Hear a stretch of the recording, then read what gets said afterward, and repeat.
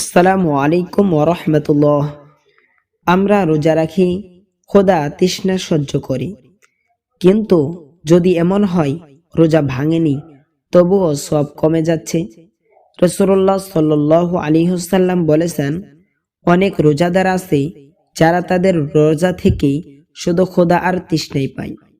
আজ আমরা জানব এমন 6টি কাজ যা রোজা ভাঙে না কিন্তু সব নষ্ট করে দেয়।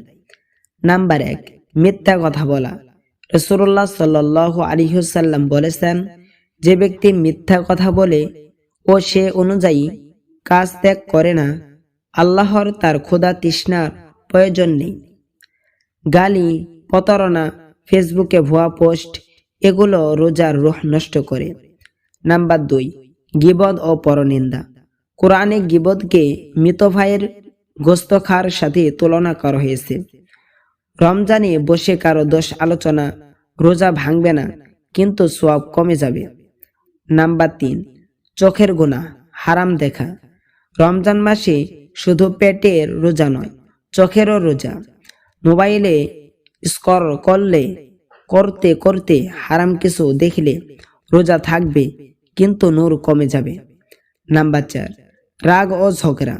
রাসূলুল্লাহ সাল্লাল্লাহু আলাইহি ওয়াসাল্লাম বলেছেন, যদি কেউ তোমার সাথে ঝগড়া করে বলবে আমি রোজাদার। রমজানে চিৎকার, মারামারি, কটু কথা, এগুলো রোজার সৌন্দর্য নষ্ট করে। নাম্বার 5, নামাজে অলসতা। রোজা রেখে নামাজ না পড়া বড় গাফেলতি। রোজা ভাঙবে না কিন্তু ফরজ নামাজ ছাড়া সওয়াবের আশা করা কঠিন। নাম্বার 6, সময় নষ্ট করা। গান, সিনেমা, অপ্রয়োজনীয় মোবাইল। রমজান বছরে একবার আসে, আর আমরা যদি রাতভর সিরিজ দেখি, গেম খেলি, তাহলে এই মাসে বরকত হারাবো। ভাই ও বোনেরা, রোজা শুধু না খেয়ে থাকা নয়, চরিত্র ঠিক করার প্রশিক্ষণ।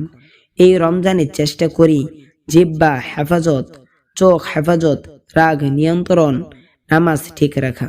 হয়তো রমজানই আমাদের জীবনের শেষ রমজান। আল্লাহ আমাদের রোজাকে কবুল করুন।